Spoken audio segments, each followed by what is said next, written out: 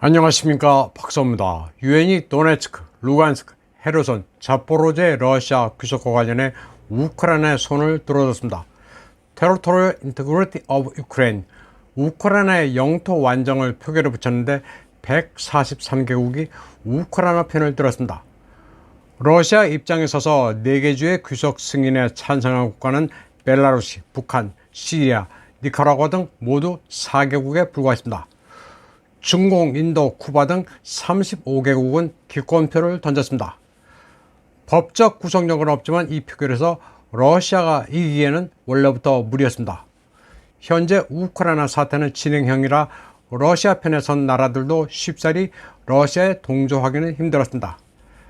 바실리 네벤지아 주 유엔 러시아 대사도 많은 국가들이 자신의 견해를 공개적으로 표현하는 게 매우 어려울 것이라고 말한 바 있습니다. 유엔은 러시아 침공으로 인해 4개 지역이 일시적으로 점거되고 있다면서 국민투표를 불법이라고 비난했습니다. 그러나 모스크바는 국민투표가 사람들이 자결권을 행사함으로써 예전에 우크라이나 정권으로부터 보호받을 수 있는 합법적 절차라는 입장입니다. 푸틴 대통령도 연설에서 민족의 평등권과 자결의 원칙을 직접 명시한 유엔 헌장 1조를 언급하기도 했습니다. 그러나 러시아도 이런 결과를 충분히 예상했습니다.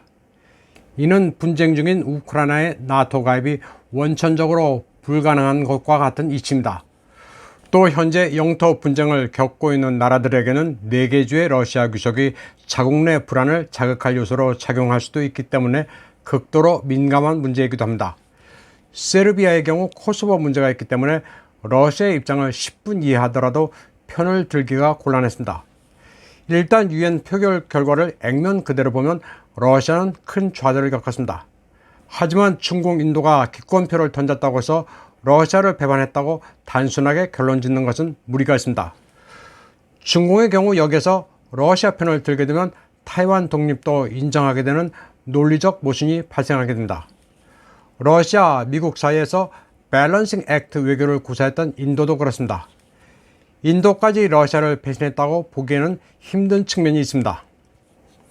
이는 10월 10일 있었던 인도 외교부장 자이샹카르와 호주 외교부장 페니 웡의 공동 기자회견을 보면 확인합니다. 자이샹카르는 우크라이나 분쟁을 고려할 때 인도, 러시아 관계를 재고해야 하는 것 아니냐는 질문을 받았다면서 다른 주권 국가와 마찬가지로 인도도 국익에 따라 결정할 것이라고 말했습니다. 자이샹카르는 그러면서 수십 년간의 인도, 러시아 간 안보 협력 등 오랜 관계를 설명했습니다. 그는 냉전 기간 동안 미국과 서방 동맹국들이 파키스탄 군사 독재편을 들었기 때문에 뉴델리가 소련 무기로 전환했다면서 러시아산 무기에 대한 선호를 옹호했습니다. 인도는 구소련과 러시아산 무기에 상당한 재고분을 보유하고 있으며 비축량은 여러 이유로 인해 계속 증가했다고 말했습니다. 무기 시스템 자체의 장점도 있는데다 서방 국가들이 인도에 무기 수출을 꺼리면서 파키스탄을 파트너로 삼았기 때문이라고 설명했습니다. 인도는 모스크바와의 관계를 축소하라는 미국의 압력에 맞서 계속 러시아 제품 수입을 늘리고 있습니다. 인도는 우크라이나 분쟁의 평화적 해결을 촉구하면서도 미국 주도의 대러 제재에 참여하는 것은 거부하고 있습니다. 때문에 유엔에서 기권표를 던졌다고 해서 인도조차도 러시아의 등을 돌렸다고 단순하게 해석하는 것은 인도를 잘 모르고 하는 소리입니다. 당당하게 자기 목소리를 내는 인도에 대해 미국도 별 도리가 없습니다.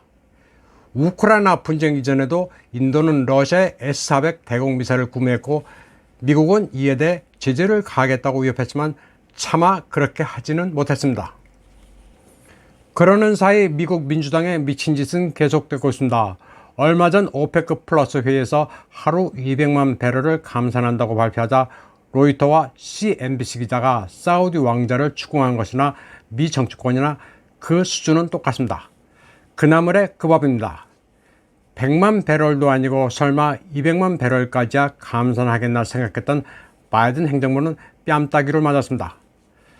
그리고 오펙이 러시아의 푸틴 편에 섰다고 개거품을 물고 있습니다. 급기야 민주당의 탐 말리노스키, 수전 와일드, 션 캐스틴 의원은 사우디아라비아와 UAE에 대해 제재를 한답시고 미사일 방어 시스템과 미군을 철수하는 법안을 발의했습니다.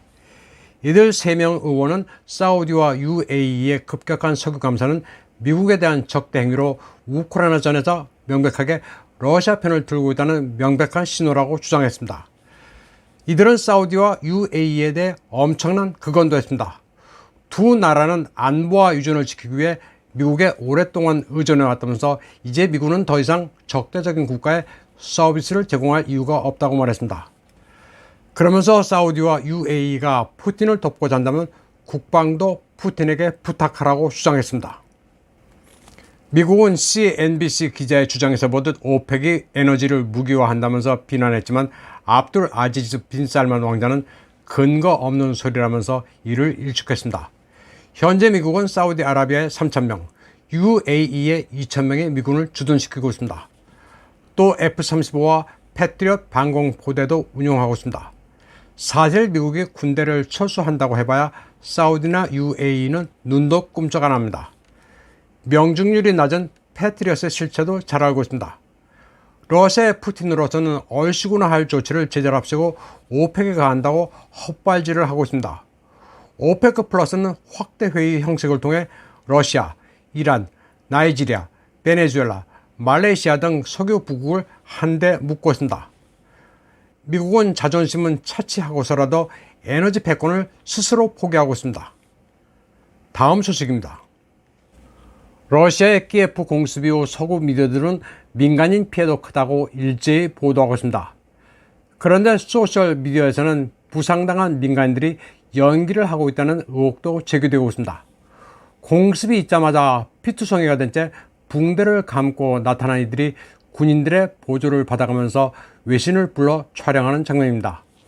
영상을 보면 붕대를 감은 여성이 다들 저를 찍어주세요 라고 하면서 스스로도 모바일 폰으로 촬영하고 있습니다. 또 전 세계인들은 젤렌스키의 할리우드식 연출 기법도 알아가고 있습니다. 녹색 선을 배경으로 한 크로마키로 비장한 표정을 하고 연기를 한다는 것은 이제는 사람들이 많이 알고 있습니다. 일반 시청자들은 잘 모르지만 방송사에서 기상 캐스터들이 이렇게 촬영을 합니다. 또 폴란드가 우크라이나에 지원해준 크랍 자주포의 포신이 부러져 널브러져 있는 전장의 모습도 공개됐습니다. 크랍은 한국산 K9 자주포의 차체에 영국산 자주포 포탑을 얹어 폴란드가 개발한 자주포입니다. 그런가 하면 오데사에서는 일론 머스크의 사진이 철거되고 있습니다. 일론 머스크가 스타링크로 우크라이나를 지원하자 칭송한다고 만든 사진인데 그가 더 이상 돕지 않겠다고 하자 배신자라면서 글을 지우고 있습니다. 이런 가운데 러시아가 스타링크의 저궤도 위성을 마비시킨 비결이 공개되고 있습니다. 지상에서 오로라를 발생시켜 위성의 감시 센서를 먹통으로 만드는 방법입니다. 러시아 곳곳에서 목격됐던 빛의 기둥이 바로 오로라 발생기였습니다. 이번 방송은 여기까지 하겠습니다. 시청해주신 여러분 감사합니다.